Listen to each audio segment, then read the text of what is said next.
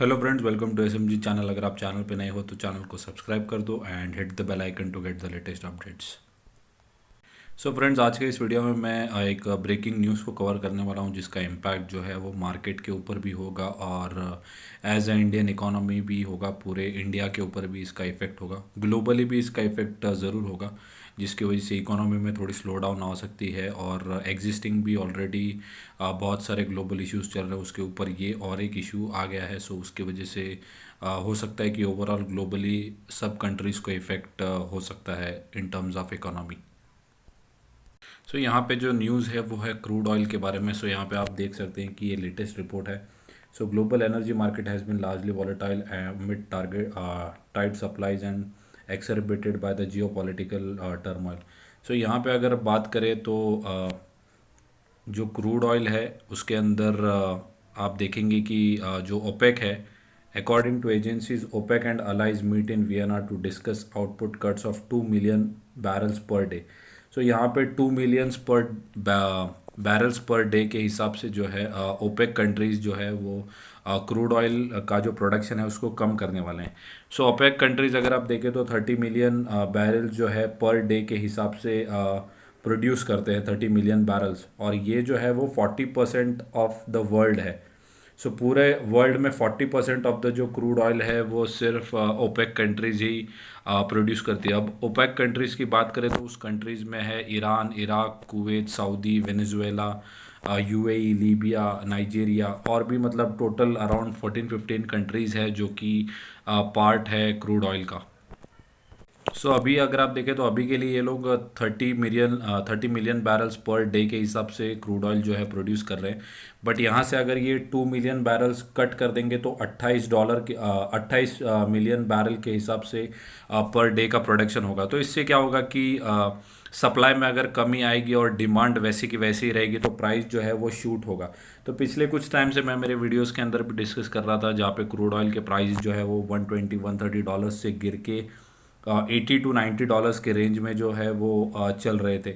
और अब जैसे ही इन लोग ने अब जो सप्लाई है उसको कम करेंगे तो ग्लोबली जो है डिमांड तो वैसी की वैसी ही है, क्योंकि हमारा जो पूरा ट्रांसपोर्टेशन या पूरे जो सप्लाई है वो तो क्रूड ऑयल के ऊपर ही चलती है, या मल्टीपल कंपनीज जो है as a raw material crude oil को यूज़ करती है। सो डिमांड वैसी की वैसी ही रहेगी, इनफैक्ट बढ़ेगी या स्लाइटली इंक्रीज भी हुई। बट अगर सप्लाई में के अंदर कमी आएगी तो क्रूड ऑयल के प्राइसेस जो है वो ऑटोमेटिक शूट होने स्टार्ट हो जाएंगे। तो ये जो ओपेक कंट्रीज़ का जो डिसीजन है वो इसीलिए है क्योंकि इनको जो ऑयल के प्राइसेस है उसको बढ़ाना है। क्योंकि पिछले कुछ टाइम से अगर आप देखें, पिछले 3-4 महीनों से तो जो ऑयल के प्राइसेस है वो काफ़ी गिर रहे हैं। सो इस प्राइस को स्टेबलाइज करने या उसको बढ़ाने के लिए जो ओपेक कंट्रीज़ है ये सप्लाई को कम कर रहे हैं। सो यहाँ पे आप न्यूज़ देख सकते हो, देखिए cartel is considering a major output cut in the bid to support oil prices which have largely declined since June. So मैंने पहले भी कहा कि जून से मतलब अगर आप देखें तो जुलाई, अगस्त, सितंबर और अक्टूबर, सो लगभग 3-4-5 महीनों के आसपास से अगर आप देखें तो जो ऑयल प्राइसेस है वो काफ़ी गिर रहे हैं। सो उसको क्या करने के लिए, उसको सपोर्ट करने के लिए ये लोग क्या कर रहे हैं कि कार्टेल से मतलब है इनका ओपेक कंट्रीज। तो ये जो 14-15 कंट्रीज है इनको कार्टेल के रूप में यहाँ पे डिस्क्राइब किया जा रहा है। So prices have been subdued over past 4 months due to recessionary concerns amid slowdown in global demand and interest hike rates. तो यहाँ पे अगर आप देखें तो इंटरेस्ट रेट हाइक ये भी एक जो है अभी के लिए इवेंट हुआ था, चाहे वो यूएस में हुआ या इंडिया में हुआ या ग्लोबली भी बहुत सारे सेंट्रल बैंक्स ने जो है वो इंटरेस्ट रेट हाइक किए हैं to control the inflation. So inflation हो गया, रिसेशन हो गया, या ग्लोबल स्लो डाउन के चक्कर में या डिमांड की कमी आ सकती है, इसी टर्म को या इसी एस्पेक्ट को लेके ही क्रूड ऑयल के प्राइसेस जो है वो पिछले कुछ टाइम से गिर रहे हैं। सो अगर आप यहाँ पे देखें तो लास्ट टाइम जब इनकी मीटिंग सितंबर में हुई थी तो तब इन्होंने 1 मिलियन बैरल के हिसाब 1 मिलियन बैरल जो प्रोडक्शन है वो ऑलरेडी उसको ट्रिम कर दिया था, मतलब कि कट कर दिया था। सो जो एग्जिस्टिंग उनका प्रोडक्शन था वहाँ से भी इन्होंने जो क्या किया था कि 1 मिलियन बैरल पर डे के हिसाब से जो है वो कट कर दिया था क्रूड ऑयल के अंदर। और यहाँ पे अगर आप देखें तो ये क्यों किया था, the reduction was marginal and did not boost prices as expected. So 1 million barrel का प्रोडक्शन कम करने से भी अब इनको फ़ायदा नहीं हुआ, या उसके प्राइजेज जो क्रूड ऑयल के प्राइजेस थे वो स्टेबलाइज या आप कह सकते हैं कि क्रूड ऑयल के अंदर रैली नहीं आई। सो अब इसको और ज़्यादा स्टेबलाइज करने के लिए या क्रूड ऑयल के प्राइजेस को बढ़ाने के लिए अब 2 मिलियन बैरल का जो प्रोडक्शन है उसको और कम किया जाएगा। सो जितना ज़्यादा क्रूड ऑयल का प्रोडक्शन कम होगा उतने ज़्यादा डिमांड बढ़ेगी और जो क्रूड ऑयल के प्राइजेस हैं वो शूट होंगे।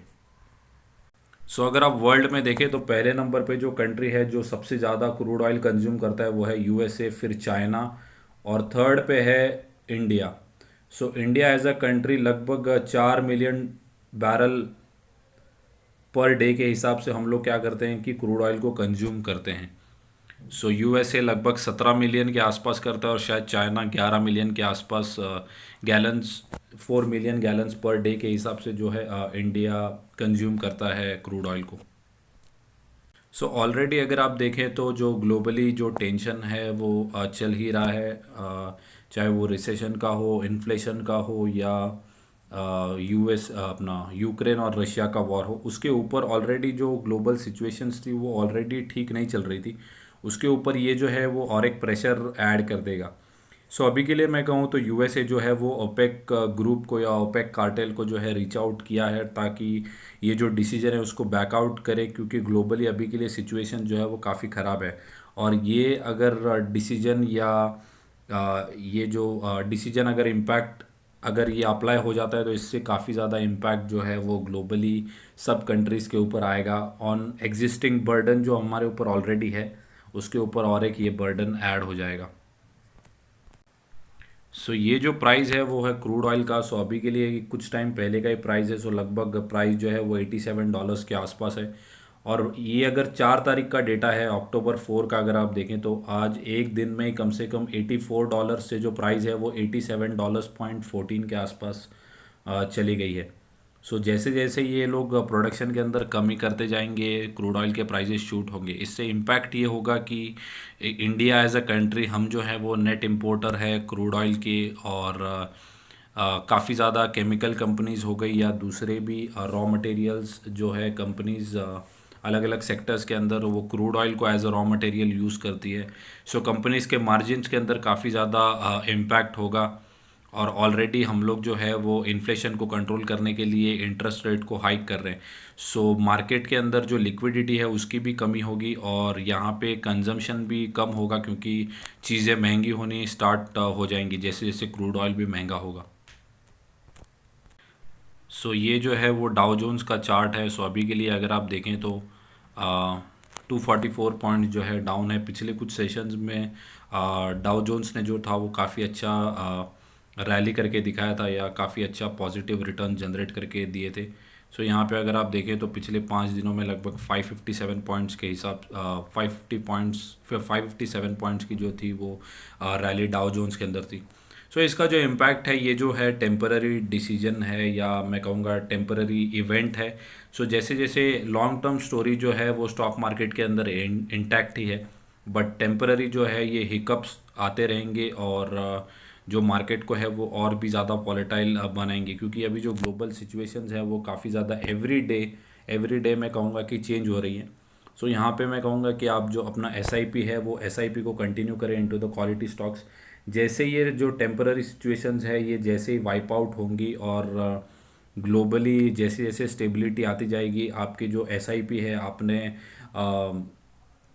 गिरावट में अगर बाय करके चले होंगे तो जैसे जैसे मार्केट के अंदर पॉजिटिविटी आएगी, स्टेबिलिटी आएगी, तो आपको दिखेगा कि आपके एसआईपीज़ की जो रिटर्न्स है वो काफ़ी ज़्यादा आपको अच्छे देखने मिलेंगे। सो एसआईपी मैं कहूँगा कि क्वालिटी स्टॉक्स में आपको कंटिन्यू करना चाहिए विदाउट एनी, जो भी मार्केट के अंदर प्रेशर हो या टेम्पररी गिरावट हो या कोई भी ऐसा नेगेटिव इवेंट हो जिससे मार्केट के अंदर इम्पैक्ट आता है। सो आपको अपने एसआईपी जो है वो कंटिन्यू करते रहना है into the quality stocks, but SIP का जो क्वांटिटी है उसको कम कर दीजिए ताकि आपको एवरी डे या एवरी वीक एक डिसीजन लेने का मौका मिले कि अगर जैसे जैसे, क्योंकि सिचुएशंस यहाँ पे चेंज हो रही है एवरी डे, मैं कहूँगा कि हर रोज़ कुछ ना कुछ नया नया इवेंट आ रहा है। सो अगर आपको अपना पोर्टफोलियो को और भी ज़्यादा स्टेबलाइज करना है या स्टॉक्स को कम दाम में ख़रीदना है, सो एसआईपी का जो क्वांटिटी है उसको थोड़ा थोड़ा कम रखिए ताकि आपको इन फ्यूचर जो है वो एवरेज करने का मौका मिले। सो ये था मेरा वीडियो ऑन ग्लोबल सिचुएशंस या ओपेक के जो मीटिंग था उसका पूरा निष्कर्ष आप कह सकते हैं। सो अगर वीडियो अच्छा लगा होगा तो वीडियो को लाइक कर दो एंड चैनल को सब्सक्राइब। Thank you guys.